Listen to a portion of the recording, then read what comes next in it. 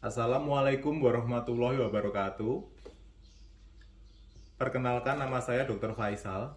Saat ini saya bekerja di rumah sakit pemerintah di salah satu kota di Jawa Tengah sebagai dokter spesialis anestesi. Kali ini saya akan memberikan tutorial tentang intubasi endotrakeal yang akan saya lakukan pada manekin pada kasus henti jantung atau cardiac arrest. Bagi Anda yang berprofesi sebagai dokter umum, tentunya Anda akan dihadapkan atau mungkin sudah pernah dihadapkan beberapa kali dengan pasien yang mengalami henti jantung atau cardiac arrest saat Anda bertugas di UGD maupun saat bertugas sebagai tim Code Blue. Dan tindakan intubasi endotrakeal ini adalah salah satu bentuk resusitasi pada pasien cardiac arrest. Salah satu hal yang bisa kita cermati di sini adalah bahwa tindakan intubasi endotrakeal pada pasien cardiac arrest atau pasien henti jantung adalah tindakan yang tidak mudah karena Anda tidak menggunakan bantuan obat-obat anestesi maupun obat-obat pelumpuh otot atau muscle relaksan. Jadi Anda memerlukan teknik intubasi yang benar untuk meningkatkan angka keberhasilan intubasi yang Anda lakukan. Seyogianya di setiap rumah sakit, baik itu tim Code Blue maupun di UGD, mempunyai troli khusus yang berisi obat-obat dan alat-alat yang akan digunakan untuk melakukan intubasi endotrakeal.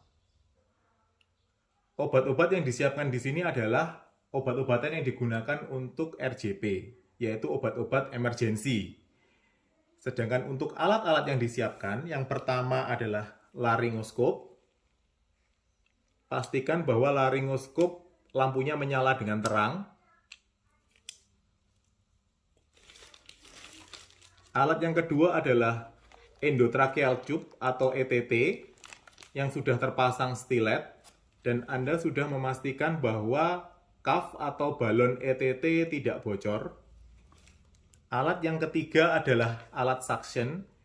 Pastikan bahwa alat suction berfungsi dengan baik, bisa menyedot dengan baik. Alat keempat adalah plester coklat yang akan kita gunakan untuk memfiksasi ETT setelah terpasang nanti. Alat kelima adalah spad cuff. Di sini saya menggunakan spad 10 cc. Alat keenam adalah stetoskop. Alat ketujuh adalah bantal intubasi. Untuk bantal intubasi ini, Anda tidak memerlukan bantal khusus. Anda bisa menggantikannya dengan buku yang mempunyai ketebalan kurang lebih 5 cm. Atau Anda bisa menggantinya dengan kain yang Anda lipat-lipat hingga mempunyai ketebalan kurang lebih 5 cm. Oke, sekarang kita berlanjut ke teknik intubasi endotrakeal itu sendiri. Jadi pada waktu Anda akan melakukan tindakan intubasi, pasien kan sedang dilakukan tindakan RJP atau CPR. Selama proses intubasi, tindakan pijat jantung terus dilakukan dengan minimal interupsi. Yang dilakukan pertama kali adalah meletakkan bantal intubasi di bawah kepala pasien. Di sini saya menggunakan buku tebal.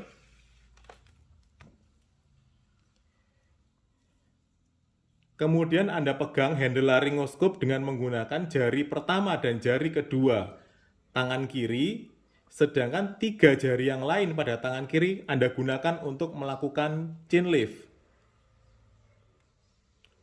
Tangan kanan Anda gunakan untuk melakukan head tilt atau ekstensi kepala.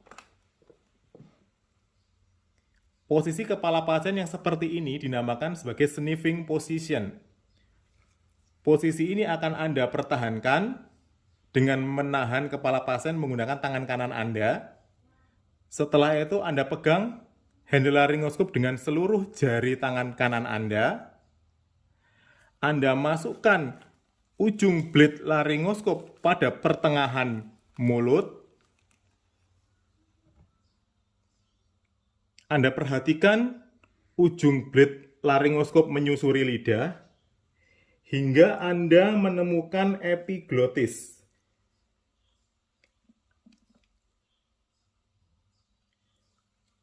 ujung laryngoskop Anda akan berhenti pada valikula epiglotika. Setelah itu Anda angkat lidah ke atas atau ke arah anterior pasien sampai Anda bisa menemukan atau melihat plika vokalis. Apabila Anda kesulitan dalam melihat plika vokalis, Anda bisa meminta asisten untuk melakukan burp maneuver. Oke, setelah dilakukan burp maneuver dan plika vokalis terlihat, asisten akan memberikan ETT. Anda masukkan ETT pelan-pelan sampai melewati plika vokalis.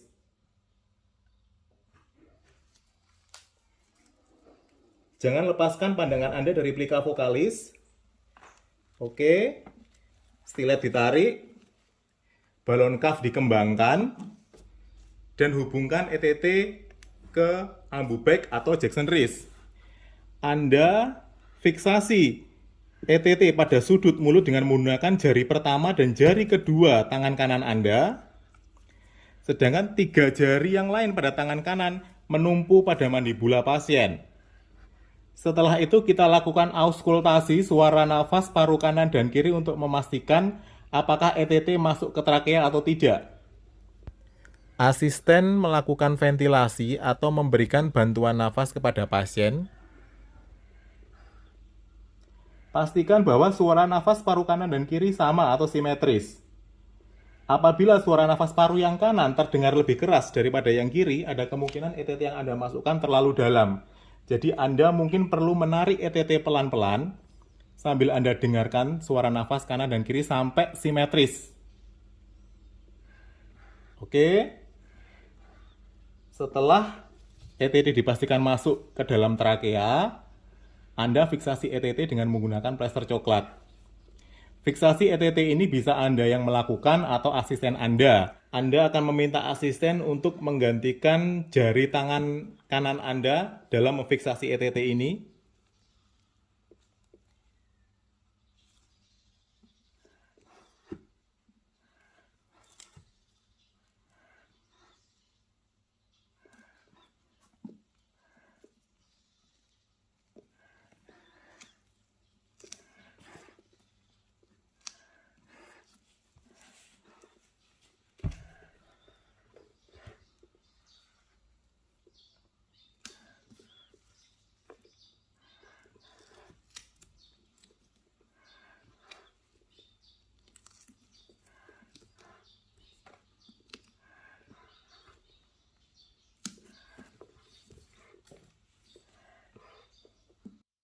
Setelah ETT difiksasi, maka tindakan intubasi endotrakeal yang Anda lakukan telah selesai.